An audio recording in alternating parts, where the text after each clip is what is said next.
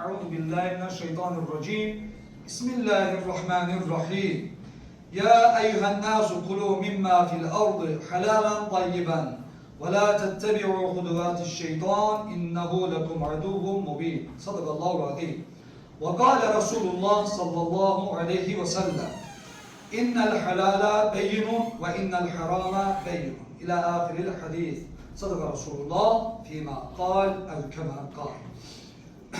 Muhterem Müslümanlar, halal ve haram Allah'ın razılığını kazanmaya aparan ilahi ölçülerdir. Onlar insanın hayat yolunda doğru ile yanlışı ayırt etmesine kömek eden rehberlerdir. Peygamber Efendimiz sallallahu aleyhi ve sellem buyurmuştur. Halal bellidir, haram da bellidir.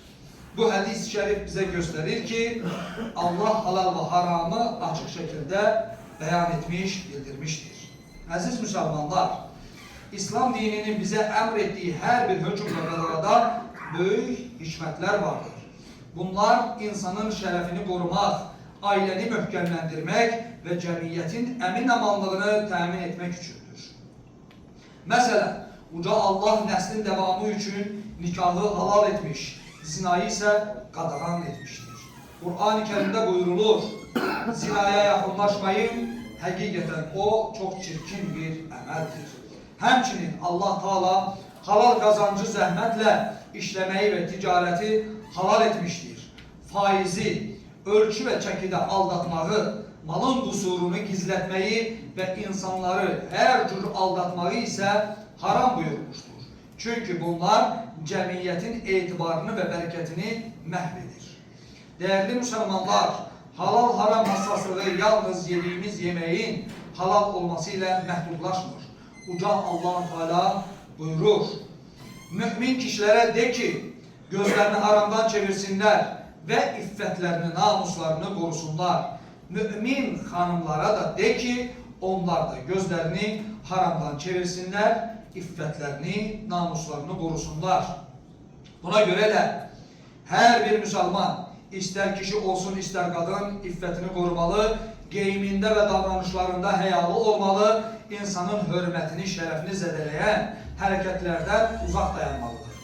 Əxlaq, heya ve iffet ile birlikte insanı ucaldar.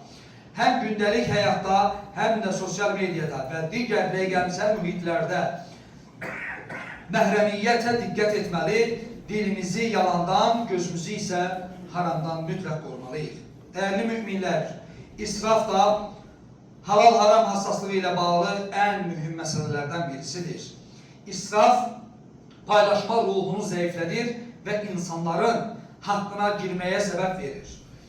Dünyanın birçok yerlerinde milyonlarla insan bir lokma çöreğe, bir damla suya muhtaç olduğu halde tonlarla çöreğin zibilliye çöpe atılması, suyun mesuliyetsiz bir şekilde israf edilmesi Allah'ın koyduğu ölçülere ziddir, uygun değildir.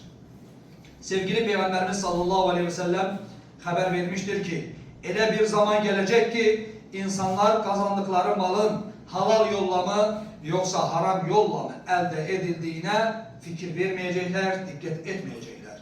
Bugün biz de böyle bir dövrde yaşayırıq. Halal kazancın değerinin azaldığı, haramın ise çok basit adileştirilmiş gösterildiği bir zamanda imanımızı ve ahlakımızı korumaya daha çok ihtiyacımız var.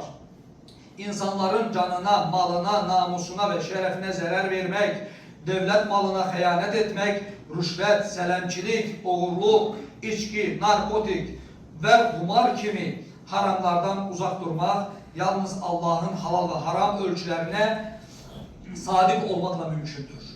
Hutbeme yukarıda okuduğum ayet-i kerimenin mealiyle son vermek isteğiyle. Ey insanlar! Yeryüzünde olan halal ve temiz nimetlerden yiyin. Şeytanın arkasınca gitmeyin. Hakikaten o sizin açık aşikar düşmanınızdır. Ela inna ahsenel kelam ve